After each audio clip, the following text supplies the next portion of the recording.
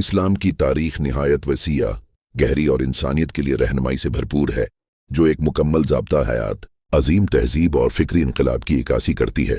اس کا آغاز 7ویں صدی عیسوی میں جزیرہ عرب کے شہر مکہ سے ہوا، جہاں معاشرہ شدید جہالت، بت پرستی، قبائلی تعصبات، عورتوں کے حقوق کی پامالی اور کمزور طبقات پر ظلم جیسے مسائل کا شکار تھا۔ ایسے ماحول میں اللہ تعالی نے حضرت محمد صلی اللہ علیہ وسلم کو اپنا آخری نبی منتخب فرمایا۔ آپ صلی اللہ علیہ وسلم اپنی سچائی، امانت اور اعلی اخلاق کی وجہ سے الصادق اور الامین کے لقب سے جانے جاتے تھے۔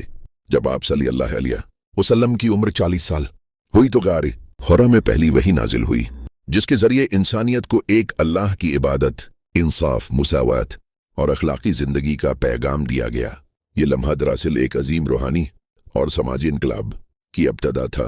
ابتدائی طور پر حضرت محمد صلی اللہ علیہ وسلم نے قریبی لوگوں کو خفیہ طور پر اسلام کی دعوت دی، جسے دعوت خفیہ کہا جاتا ہے، اور اس میں سب سے پہلے ایمان لانے والوں میں حضرت خدیجہ رضی اللہ عنہا، حضرت علی رضی اللہ عنہ اور حضرت ابوبکر رضی اللہ عنہ شامل تھے۔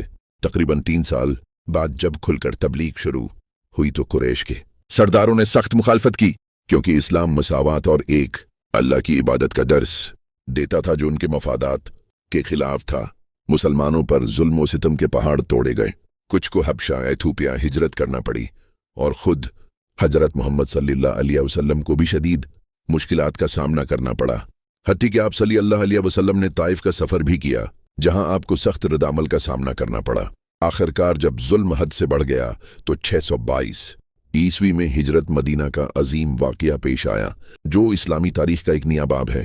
مدینہ پہنچ کر حضرت محمد صلی اللہ علیہ وسلم نے ایک منظم اسلامی ریاست قائم کی، جہاں مذہبی، سیاسی اور سماجی اصولوں پر مبنی نظام نافذ کیا گیا۔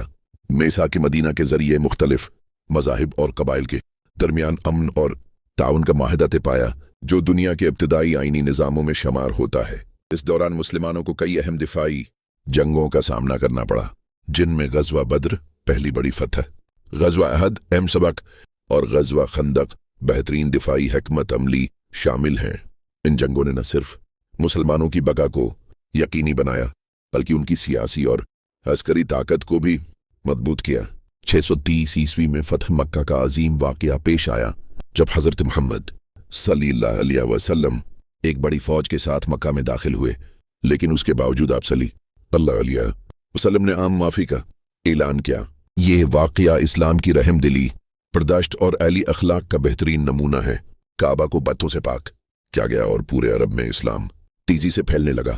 اس کے بعد 632 عیسوی میں حجۃ الوداع کے موقع پر حضرت محمد صلی اللہ علیہ وسلم نے ایک تاریخی خطبہ دیا، جس میں انسانی حقوق، مساوات، عورتوں کے حقوق اور انصاف پر زور دیا گیا، اور اسی سال آپ صلی اللہ علیہ وسلم کا وصال ہو گیا۔ آپ صلی اللہ علیہ وسلم کے بعد خلافت راشدہ کا سنہری دور شروع ہوا، جس میں حضرت ابوبکر رضی اللہ عنہ، حضرت عمر رضی اللہ عنہ، حضرت عثمان رضی اللہ عنہ اور حضرت علی رضی اللہ عنہ نے قیادت کی۔ اس دور میں اسلامی ریاست تیزی سے پھیلی اور شام، مصر، عراق اور ایران تک پہنچ گئی۔ حضرت ابوبکر رضی اللہ عنہ نے فتنہ ارتداد کا خاتمہ کیا،